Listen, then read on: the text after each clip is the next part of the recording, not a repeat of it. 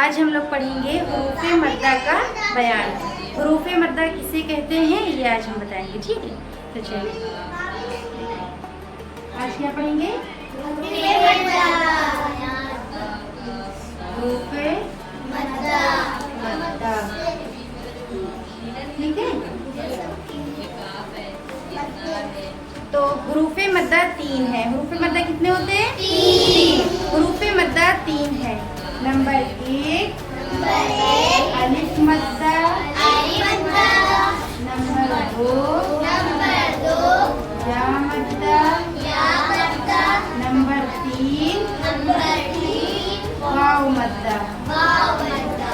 हुरूफ़े मद्दा 3 है। नंबर 1 अलिफ मद्दा, नंबर 2 या मद्दा, नंबर 3 वाव मद्दा। अब इसको कैसे पढ़ते हैं ये बताएंगे। देखिए अलिफ मद्दा, या मद्दा, वाव मद्दा, जो हुरूफ़े मद्दा होते हैं वो 3 है। अलिफ मद्दा, या मद्दा, वाव मद्दा। हुरूफ़े मद्दा जो है उनको एक अलिफ के बराबर खींच के पढ़ा जाता है। हुरूफ़े मद्दा को एक अलिफ के बराबर खींच कर पढ़ेंगे। और कब खींचते? देखिए हुरूफ़े मद्दा में अलिफ मद्दा कब होता है? ये देखिए जब अलिफ हो, जैसे अलिफ से पहले जबर होता है। अगर अलिफ से पहले जबर है तो फिर अलिफ मद्दा होगा। अलिफ मद्दा कब होगा? जब अलिफ से पहले जबर हो। मिसाल के तौर पे ये लिखा है बा अलिफ जबर बा। क्या लिखा है? बा अलिफ जबर बा। ये क्या है? ये क्या है? अलिफ। ये अलिफ है और अलिफ से पहले बा पे क्या लगा है? जबर। तो यहाँ पर कौन सा कायदा हुआ? अलिफ मद्दा। अलिफ मद्दा। समझ में आया? अलिफ से पहले जबर हो तो अलिफ मद्दा होता है। अलिफ मद्दा कब होता है? जब अलिफ से पहले जबर हो तो अलिफ मद्दा होता है। अब जैसे ये लिखा है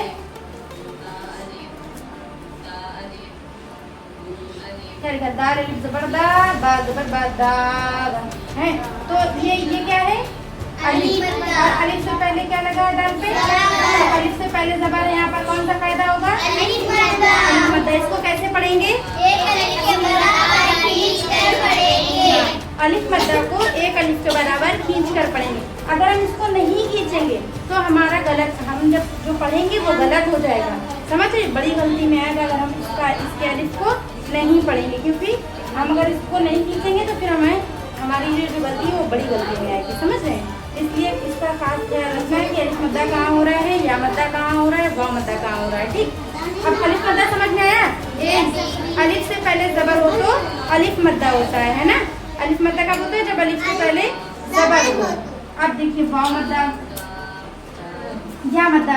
अब या मद्दा देखते हैं। देखिए जब या साकिन हो, या के ऊपर अगर जज़म, ये क्या है? अभी ये क्या है? जज़म। क्या है ये? जज़म। और ये क्या है? या। अब या के ऊपर अगर जज़म लगा है तो ये क्या हो गई? पूरी या साकिन। या साकिन हो गई ना। या साकिन हो गई। अब या साकिन से पहले अगर जेर होता है तो या मद्दा होता है। या मद्दा कब होता है? जब या साकिन से पहले जेर हो तो या मद्दा होती है। अब या साकिन से पहले जेर हो तो या मद्दा होती है। ठीक है। अब देखिए या साकिन से पहले जेर हो तो या मद्दा होती है। अब जैसे कि ये लिखा है हमजा या जेर ई, हमजा या जेर ई। तो ये या साकिन है और या साकिन से पहले क्या है? जेर है। तो यहाँ पर कौन सा कायदा होगा? या मद्दा। या मद्दा। या मद्दा क्यों होगा? क्योंकि या साकिन से पहले क्या है? जेर है। और अगर या साकिन से पहले जेर हो तो या मद्दा होता है। और इसको भी एक अलिफ के बराबर खींच कर पढ़ेंगे। ठीक है।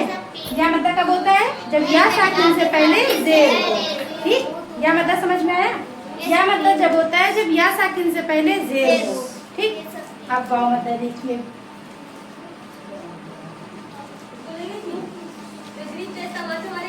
देखो वाव साकिन से पहले, देखो वाव साकिन से पहले ये वाव साकिन है। वाव के ऊपर हमने जज़म लगा दिया, वाव साकिन हो गया। इधर देखिए वाव के ऊपर जज़म लगा दिया, वाव साकिन हो गया। और वाव साकिन से पहले अगर जबर, वाव साकिन से पहले अगर पेश होता है तो वाव मद्दा होता है। वाव मद्दा कब होता है? जब वाव साकिन से पहले पेश हो। वाव मद्दा कब होता है? वाव साकिन से पहले पेश हो तो वाव मद्दा होता है। हाँ। अब जैसे ये अलिफ है और इससे पहले ये वाव साकिन हो गया। वाव साकिन से पहले क्या है? पेश। यहाँ पर कौन सा कायदा होगा? वाव मद्दा। इसको एक अलिफ के बराबर खींच मिलकर पढ़ेंगे। हमजा वाव पेश ऊ। हमजा वाव पेश ऊ। क्यों? यहाँ पर वाव साकिन है, वाव साकिन से पहले क्या है? पेश। तो यहाँ पर कौन सा कायदा होगा? वाव मद्दा। वाव मद्दा। समझ में आया? Yes, अलिफ मद्दा, या मद्दा, वाव मद्दा समझ में आया? वाव साकिन अलिफ से पहले जबर हो तो अलिफ मद्दा, और या साकिन से पहले जेर हो तो या मद्दा, वाव साकिन से पहले पेश हो तो वाव मद्दा। ठीक है। अगर वीडियो पसंद आए तो लाइक और सब्सक्राइब करें।